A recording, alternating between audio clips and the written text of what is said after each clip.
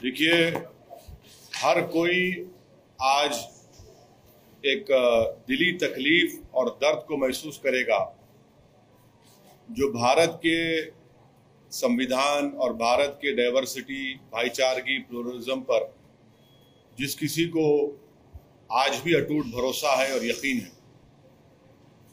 आज का ये फैसला सीबीआई कोर्ट का भारत की अदालत की तारीख का एक काला दिन है।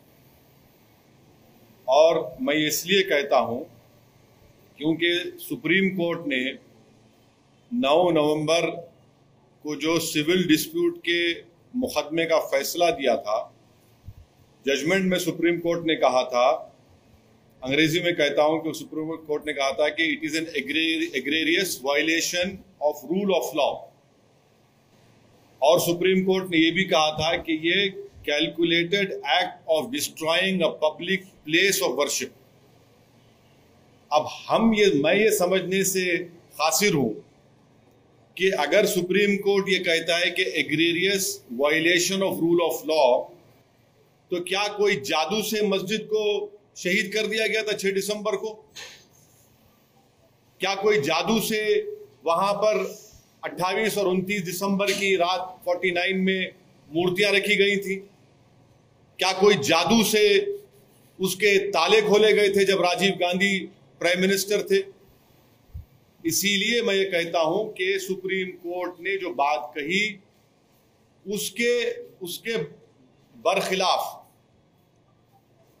बरखिलाफ आज ये जजमेंट आया है। और ये मैं कहने पर मजबूर हूं कि violence page for you politically. अगर आप वायलेंस करेंगे तो आपको मिल जाएगा, क्योंकि आप अंदाजा लगाइए कि अडवाणी की रथ यात्रा जहां कहीं भी भारत में गई, वहां पर खूनरेजी हुई, मासूम लोगों का कत्ल हुआ, जायदादें जलाई गई, खानदान उजड़ गए, बर्बाद हुए। और आज ये फैसला आता है सीबीआई कोर्ट का जिसमें कहते हैं कि वो स्पॉन्टेनियस नहीं था।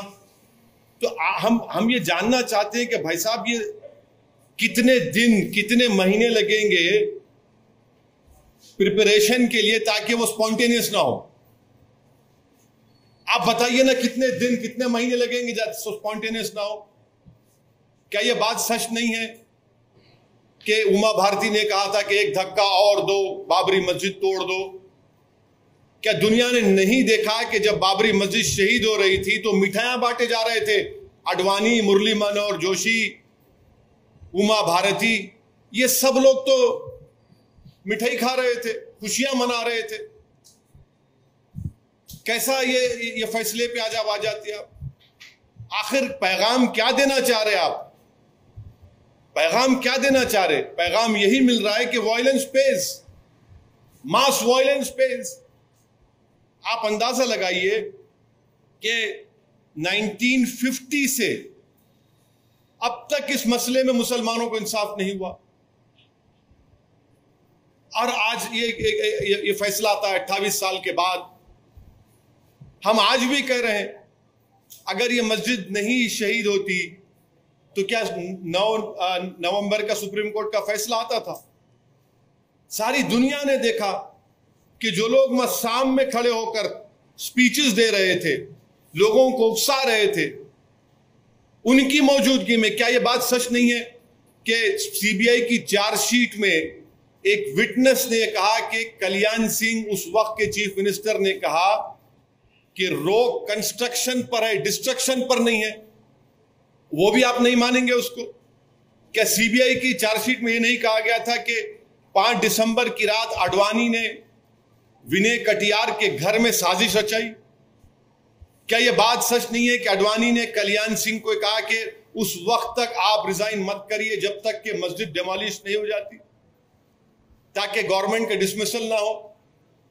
क्या बीजेपी की सरकार उस वक्त की जाकर सुप्रीम कोर्ट को वादा नहीं किया था कि हम मस्जिद को बचाएंगे?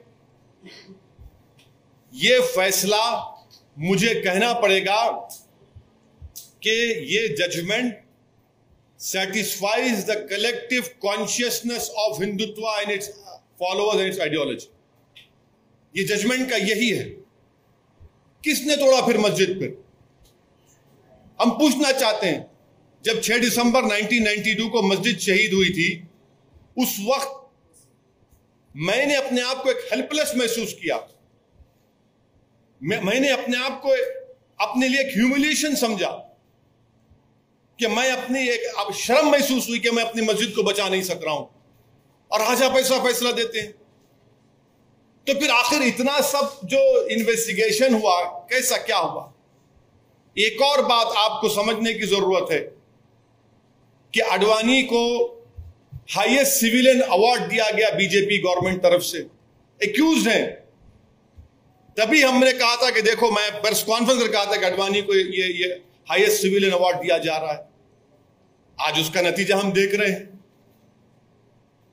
उमा भारती, अच्छा आप एक और आदमी का नाम ले लीजिए, हिंदुस्तान टाइम्स में आया कि भगवान गोयल कोर्ट के बाहर कह रहा है, कोर्ट के बाहर फैसला देने से पहले कोर्ट के बाहर कह रहा है कि हां, मैं एडमिट करता हूं कि मैंने डेमोलिशन में हिस्सा लिया। वो बीजेपी में उस वक्त का नॉर्थ इंडिया का शिवसेना का चीफ था।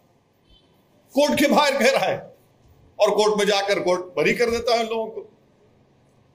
तो ये मेरे लिए बहैसियत एक भारत के मुसलमान के लिए, जो मैं 6 दिसंबर 1992 को जो मुझे एक ह्यूमिलिएशन और बेबसी जो मैं महसूस किया था, आज मैं वही महसूस कर रहा हूं। इंसाफ नहीं हुआ इस मसले में, इंसाफ नहीं हुआ इस मसले में।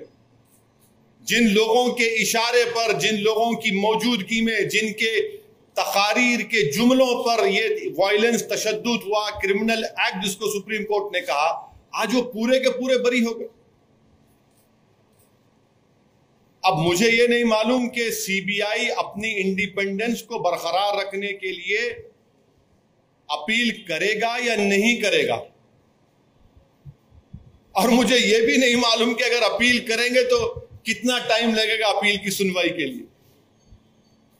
मगर अपील करना चाहिए। यह नाइंसाफी पर मबनी है, बिल्कुल नाइंसाफी पर मबनी है। इसको कोई भी सही सोचने वाला भारत का शहरी इसको सवाल करेगा कि भाई ये क्या इंसाफ हो रहा है, क्या इंसाफ हुआ? हरगिज़ इंसाफ नहीं हुआ।